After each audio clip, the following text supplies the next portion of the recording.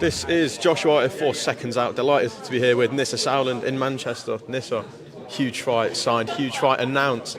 Harlem Eubank, he steps up to what I would say is world level now against Jack Catterall on July 5th. How did the opportunity to make this fight first come around, first of all? I mean, normally when two fighters want to fight, it doesn't take long to do the deal. It took us 6 days from getting a contract to turning it around and announcing it in the ring against Johnny Fisher after the Johnny Fisher fight.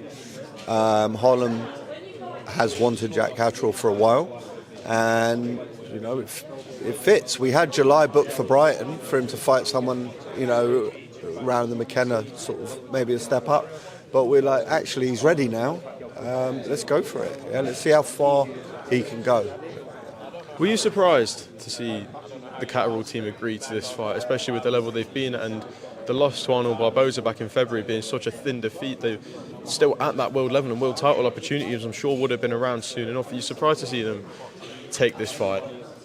Not really. No, I think it's a big domestic fight. I think it will do very well on the gate, and also makes Jack, you know, relevant as well, keeping his name out there. So I think it's a good fight for both of them. Again, I said this before, but this is the type of fight that they're never going to trash talk each other. They're two gentlemen, and they're going to share a ring together. They're going to share a violent bond over 12 rounds, and then they're going to hug at the end. Is that the beauty of this fight? I've just said this to Harlem as well, that it's two fighters where we know how good they are, and we know that these styles can gel really well, to the point where we don't need to see a fiery, physical trash talking build up. We can just see them sit on a stage and be respectful to each other, and this fight will still sell just as well as it would. Yeah, I think either way. I think you're right there in that it's refreshing. It's a breath of fresh air from just so much that's going on, and you know, like the trash talking every week, which is fine. I enjoy that too, and I love the viral clips but sometimes a fight should just be judged actually on the fight, not what goes around outside, and you know, whatever antics happen at the press conference. I compared it to Kessler Froch up there, two warriors. Yeah, really liked each other, respected each other, but went in there and probably had the best fight I've seen live. Ben McClellan was up there as well, but you know, I've seen a lot of fights live. But look, you could see them up there. There's a little bit of back and forth up there, but I was listening to what they were saying, and it was actually quite nice. What did you make of Sam Jones's outfit of choice today? The little eyepiece, the sheriff badge. I'm still a bit confused by it, but you know, it's it was interesting. I didn't notice it, if I'm honest, until we spoke. So I didn't really. I was a bit in shock. And for Harlem, obviously off the back of that Tyrone McKenna fight, which in my opinion was one of the best performances of his career so far, how much confidence can he take away from that one and head into this one, which is without a doubt the biggest fight of his career so far? Yeah, I mean, look, it'll be interesting to see where his ceiling is. Yeah, his performance. You know, where can he go? Yeah, we know where Jack is at. He's a world-class operator. Is Harlem, and I believe he is.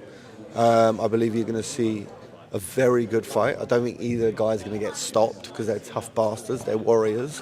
But at the same time, I believe Harlem will win a grueling contest over 12 rounds. You're going to see one of the fights of the year. Do you think a big win for Harlem Eubank on July 5th, do you feel that will turn him from the hunter into being hunted by fellow welterweights? We know that he's been targeting a big fight with Conor Benn for a while now. Conor Benn, yeah, there's loads of big names out there, but at the same time, I think if he beats Jack Catterall, he'll become an overnight superstar. Do you think that's where... That's what boxing needs at the moment, yeah, because if you look outside the big boys... It's an interesting point you make there. Do you feel that we are heading into a bit of a transitional period right now where when you look at our biggest stars in the country, a lot of them are towards the back end of their career now? That's the worry at the moment, is where is the next star coming from?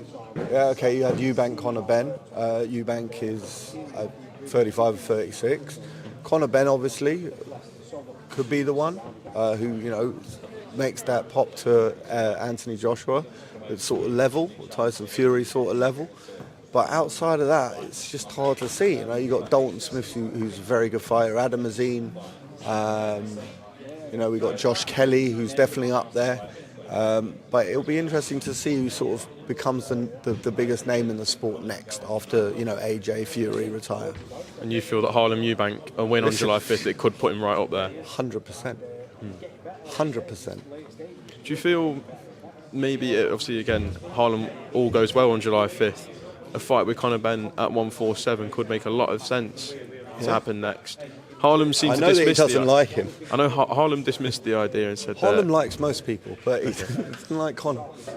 He dismissed the idea to me when I asked him about that and saying, would you be interested in Conor Benn next? He said, listen, a win over Jack Catterall, this is the man in the UK at welterweight, so it's clear that Harlem would want to probably go towards that world title level instead and go for those world titles. But if you see an opportunity and a window to make a big fight with Conor Benn, that would surely be a huge super fight for this country. I think my job is to make sure my fighter picks the right fights and makes the most amount of money. If the Conor Benn fight came around, would I take it over a Boots Ennis in an IBF welterweight world title?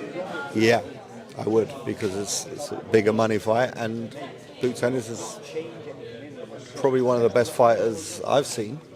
So that's a good problem to have. I always say that's a good problem to have. To have all these world titles, you get named in with these world titles, that's a great problem to have. If you can get, and you pick your next option, you know it's going to be a very good option for you.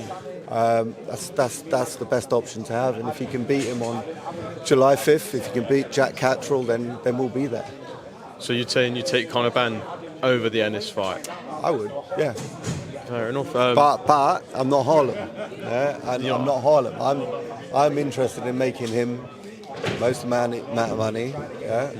And I don't know how, you know. Listen, you never know. Boots Ennis in the UK could be a massive deal. But it's like I said, it's a nice problem to have. Absolutely. Just lastly, I know you were in Bilbao last Wednesday. Yeah. Big night for Tottenham winning the Europa League. I'm sure you were absolutely buzzing, weren't you? I was there with my daughter. I've got to say, I took her out of school. I've got to say, it was the best day and night of my life. I've got to say, I don't know how we won a European Cup. I have no idea with us playing like that way. But yeah, we did it. We're a tournament team. Champions we were League right on the night. How do you feel Tottenham get on in the Champions League? Well, terribly. But I'm a realist. I'm a realist at the end. I don't think we'll do very well. But listen, you saw, on our night, we can beat anyone. Absolutely, Nisse. I'm going to leave it there. Top man, thank Cheers, you for your Josh. time. And I'll Thank see you on mate. Fight Week. Cheers. Thank you very much, Nisse.